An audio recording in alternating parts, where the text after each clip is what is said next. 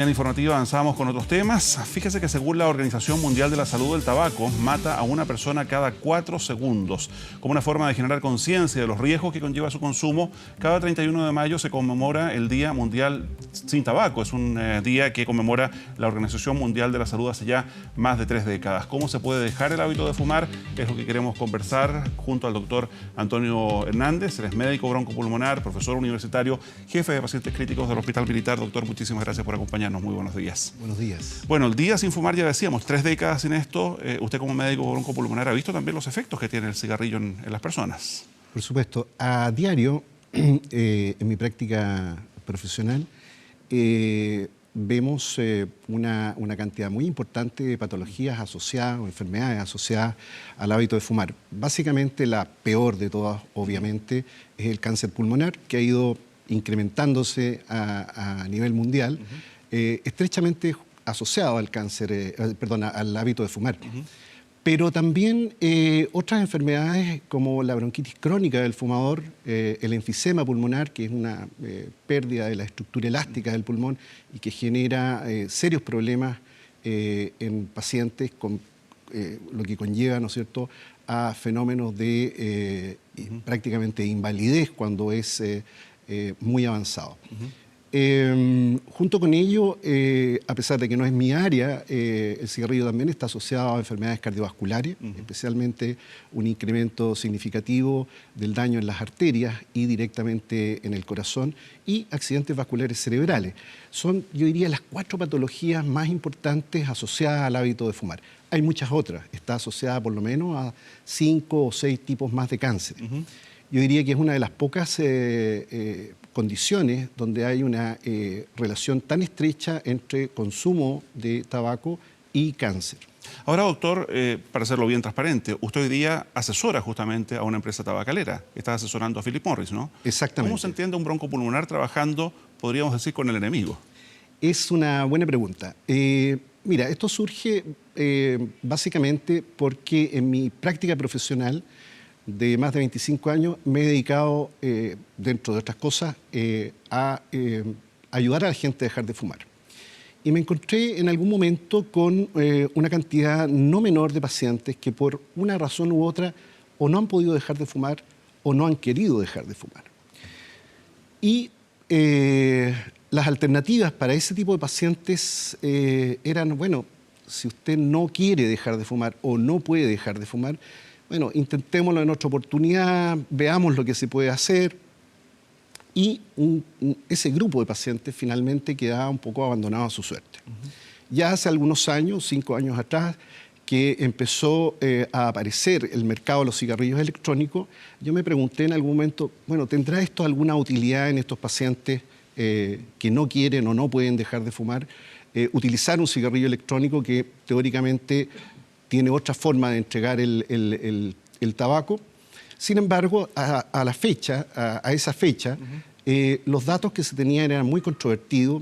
Algunos decían que servía, otros que no servía, que era muy polémico. Perdón, ¿y la alternativa de parches de nicotina u otros tratamientos se ha tratado hasta con hipnosis, digamos, para dejar de fumar? ¿Cómo dejar de fumar, en definitiva? Claro. Lo que pasa es que hay una población de pacientes que están dispuestos a dejar de fumar, ¿ya? Y no es menor. Alrededor de acuerdo a una última encuesta y encuestas internacionales, entre un 60 y un 74% de los pacientes que fuman tienen intención de dejar de fumar. Perdón, la recomendación médica sigue siendo, digamos, dejar de fumar. Absolutamente, absolutamente. Lo que yo veía, digamos, era básicamente este grupo de personas que no pueden o no quieren dejar de fumar. Hay personas que te dicen, mire, yo tengo 77, 78 años, doctor, no me moleste a mí con esta cosa de dejar de fumar. Yo lo tengo asumido, quiero seguir fumando. Bueno, ¿qué haces con ello? Al menos le puedes dar una recomendación de, si vas a seguir fumando, hágalo con algún producto de menor riesgo. Como te decía, los cigarrillos electrónicos fueron un tema polémico años atrás. Sin embargo, creo que las tabacaleras entendieron que el problema de seguir vendiendo tabaco en la forma en que se entendía como de consumo habitual era muy perjudicial, claramente asociado a cáncer, y dijeron, bueno, ¿qué es lo que hacemos? vamos a seguir vendiendo tabaco, pero disminuyamos el riesgo. Y ahí aparecen entonces productos como el que tiene la compañía Philip Morris, donde es un producto que calienta el tabaco, ya evitando el humo del cigarrillo. Un producto que todavía no está en Chile, digamos. Un producto que todavía no está en Chile. Se vende en mercados europeos, también en algunos países de América Latina, pero que no está en Chile todavía. Exactamente. ¿Qué pasa con el resto de los cigarrillos electrónicos? Porque si hay algunos, uno los ve ya en el comercio de otras marcas, de otros orígenes, que ofrecen justamente alternativas a esto. Exactamente. Dentro del grupo de los cigarrillos electrónicos hay varios. Los más conocidos, los que se suelen ver en artículos de prensa, son los vapeadores, que se llaman. Estos son dispositivos donde en un cartucho hay nicotina líquida que se calienta hasta vaporizarla. El problema con los vapeadores es que no están regulados ni aquí ni en ningún lado. Contienen liberan cantidades bastante aleatorias de nicotina. De hecho, uno de los mayores problemas de salud pública en Estados Unidos en los últimos 4 años fue la llegada del Juuls, que es un sistema de vapeo que se extendió a través de redes informales, básicamente sitios web, te lo iban a dejar a la casa y por lo tanto, al no haber ninguna regulación, llegó con mucha facilidad a gente joven. Un cartucho de Juul contenía y contiene todavía una cantidad de nicotina semejante a fumarse una cajetilla completa. Por una dosis, digamos. Por una dosis. Y eso obviamente generó una escalada enorme de chicos adictos a la nicotina, incluso con consecuencias en la salud directa como aparición de convulsiones, etc. Ahora, lo que pasa, doctor, es que hay quienes consideran, y escuchaba declaraciones de la doctora Lidia Morales, por ejemplo, quien señala que esta alternativa que algunas tabacaleras que hoy día están ofreciendo, en definitiva, ofrece una falsa seguridad, que lo que hace, dice ella, es seguir teniendo cautivo a un público que está bien, puede que no quiera dejar de fumar, pero la alternativa no pasa por este lado, sino que incluso esto podría enganchar a nuevos clientes, a nuevos adictos. Esa es una de las aprehensiones que tiene no solamente los grupos antitabacos como los que dirige la doctora Morales, sino que también la Organización Mundial de la Salud. La verdad es que el producto que Philip Morris promociona contiene la misma cantidad de nicotina que un cigarrillo convencional. Por lo tanto, el riesgo de este dispositivo es exactamente igual que el de un cigarrillo convencional. No tiene más. Ahora, la pregunta, ¿es este un dispositivo que va a mejorar la salud de la población? No, porque ese no es su objetivo. Este es un producto que reduce el riesgo de inhalar tabaco al reducir aproximadamente en un 90-95% las sustancias tóxicas que contiene el humo del cigarrillo. Aquí no se produce humo, se produce un vapor. Y es bien importante aclararlo, porque yo he escuchado en diferentes grupos, digamos, antitabaco, donde se dice que las tabacaleras mienten al exponer que el riesgo de fumar se reduce en un 90-95%. No, eso no es correcto. El riesgo de fumar no se reduce en un 90-95%. Lo que está reducido son los tóxicos en el humo.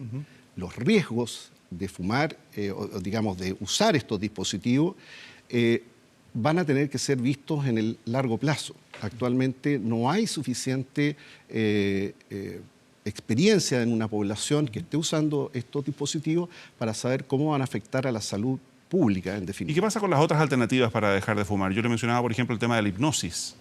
¿Es efectiva? Mira, en la deshabituación del hábito tabáquico todo sirve, ¿ya? De hecho, las prácticas de deshabituación son yo diría modales, ¿te fijas? Lo primero es consejería, es decir, tú tienes que explorar cuáles son las motivaciones que esa persona tiene para fumar. Muchas veces, y la gran mayoría de las veces, las motivaciones son de índole estrés psicológico, emocional, etc. Luego, de acuerdo a esa exploración de cómo la persona va a encarar el hecho de dejar de fumar, tú puedes hacer recomendaciones ya con fármacos. Existen fármacos bastante efectivos, como la vareniclina, que es un medicamento que simula la acción de la nicotina en el cerebro y engaña al cerebro haciéndote creer que estás fumando. El bupropión, que es un medicamento que tiene un efecto sobre el ánimo y también sobre el fenómeno de estímulo-recompensa que tiene la nicotina sobre el cerebro. Perdón, todos estos requieren receta médica, ¿no? Todos requieren receta médica. Claro, lo que pasa es que ahí también hay un tema, digamos, porque eso involucra la consulta al médico, el chequeo con el médico, termina para algunas personas siendo incluso una barrera para quienes tratan de dejar de fumar. Mira, Chile suscribió hace muchos años atrás un convenio marco con la Organización Mundial de la Salud justamente para comprometerse a reducir el hábito tabáquico. Y dentro de esos compromisos, aparte de impuestos altos, regulaciones, etcétera, es la posibilidad de que aquel que quiere dejar de fumar pueda ir a una entidad gubernamental de salud y solicitar esa ayuda. Por lo tanto, el Ministerio de Salud tiene una línea directa donde tú puedes llamar y por lo menos iniciar el proceso de deshabituación. ¿Cuál es la limitante, a mi juicio, más importante? Es el factor económico. Efectivamente, como dices tú, estos medicamentos no están disponibles ampliamente, son medicamentos caros y requieren, obviamente, de una receta médica.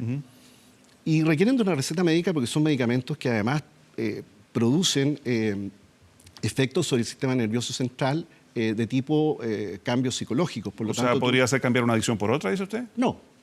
Pero, por ejemplo, algunos de estos medicamentos, si pongamos un caso complejo, una persona que tiene un trastorno psiquiátrico, está fumando en forma significativa, tú le das uno de estos medicamentos. Como estos medicamentos tienen un efecto estimulante también, puedes a lo mejor descompensar una patología psiquiátrica.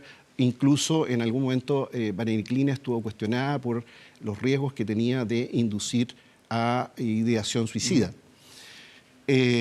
Finalmente se autorizó porque los beneficios del medicamento superaron a los riesgos. Pero son medicamentos que no se pueden recetar así como, oye, tómatelos y veamos qué pasa. Doctor, yo sé que usted conoce la experiencia también en otros países, digamos, el aumentar los impuestos, el seguir aumentando los impuestos, el hacer más difícil económicamente conseguir hoy día un cigarrillo, ¿resulta? Sí, ha funcionado en muchos países y de hecho en Chile el aumento de los impuestos es una barrera a la restricción del consumo. Las tabacaleras dicen que esto aumenta así el tráfico. Eso es una cosa que es un riesgo, ¿no es cierto? Si tú aumentas mucho los impuestos, empieza a producirse obviamente un comercio ilegal de cigarrillos y lo que es peor son cigarrillos que no tienen ninguna regulación con respecto a qué contienen. Por ejemplo, India, que es un gran productor de tabaco, se vio en un problema bastante serio debido a que se quisieron aumentar los impuestos de tabaco y se repletó el mercado hindú con cigarrillos que tenían tabaco con unas concentraciones mucho más altas que el tabaco estándar, mucho más altas de nicotina, y generó serios problemas de salud. Y respecto de la edad de entrada del fumador, porque aun cuando en nuestro país está restringido, digamos, está directamente prohibida la venta de tabaco a menores de 18 años, claro, es un hecho de que hoy día eso en muchos lugares no se está respetando. Hay otros países, de hecho, donde la barrera es 21 años, ¿no? Exacto, exactamente. ¿Es efectivo? Eso es efectivo. ¿Ir subiendo cada vez más las barreras? Es efectivo, sí, pero yo te diría que, a mi juicio, una política muy efectiva, no solamente, obviamente, digamos, aumentar las barreras de entrada, sino que también que funcionen los mecanismos regulatorios. Uno de los problemas que yo te mencionaba con el JULS fue que los canales de distribución eran informales. Y actualmente estamos viviendo una época donde las comunicaciones y los canales de comercialización van por otro lado. Ya no tienes el kiosquito en la esquina que vende los cigarrillos. Actualmente tú puedes comprar cigarrillos prácticamente en cualquier negocio y al mismo tiempo los puedes comprar vía web. A través de una aplicación, digamos. Así como uno compra comida, también pueden cargar cigarrillos. Entonces, a mi juicio, no solamente las políticas tienen que ir a aumentar la barrera de entrada, sino que también a un mayor control de los canales informales y obviamente todos los productos derivados del tabaco someterse a regulaciones estrictas, no solamente con respecto a cómo se comercia, cómo se marketea, sino que qué es lo que contiene, cuál es la cantidad de, por ejemplo, nicotina que contiene un determinado compuesto o no. Y finalmente, doctor, respecto del riesgo de que estos nuevos productos, hablábamos por ejemplo del cigarrillo electrónico, de estos vapeadores, incentive la llegada, la entrada de nuevos consumidores, porque las tabacaleras lo que dicen es que esta es una alternativa, como usted planteaba, para aquellos que no quieren o no pueden dejar de fumar. Exactamente. Pero los grupos antitabaco dan cuenta de que esto podría ser un negocio también de las tabacaleras para incentivar a que nueva gente se ponga a fumar. Mira, el consumo de tabaco a nivel mundial tiene una curva que se llama epidémica. Esto significa que tuvo una explosión, un pico en algún momento y declinó en el tiempo, pero se van generando nuevos casos. Por cada caso que sale, entran nuevas personas que deciden fumar. Efectivamente, algunos de estos productos podrían incentivar el uso de tabaco, como hablábamos, los vapeadores, el Juuls, etcétera. ¿Y de qué va a depender, en definitiva, de que esto no lleve a un incremento? Obviamente de las regulaciones que tú pongas. El producto que la compañía Philip Morris está queriendo introducir en el país contiene cantidades perfectamente medidas de nicotina, por lo tanto, no debiera implicar un riesgo mayor de adicción que un cigarrillo convencional. Al menos eso. ¿Ya? Bueno, la idea es que sea menos, digamos. La idea es que sea menos, obviamente. En promedio, el dispositivo de Philip Morris contiene entre 1,2 y 1,4 miligramos de nicotina. Un cigarrillo convencional contiene más o menos entre 1,2 y 1,6. O sea, está dentro de ese rango. Muy bien, pues doctor Antonio Hernández, muchísimas gracias por habernos acompañado en este Día Mundial sin Tabaco.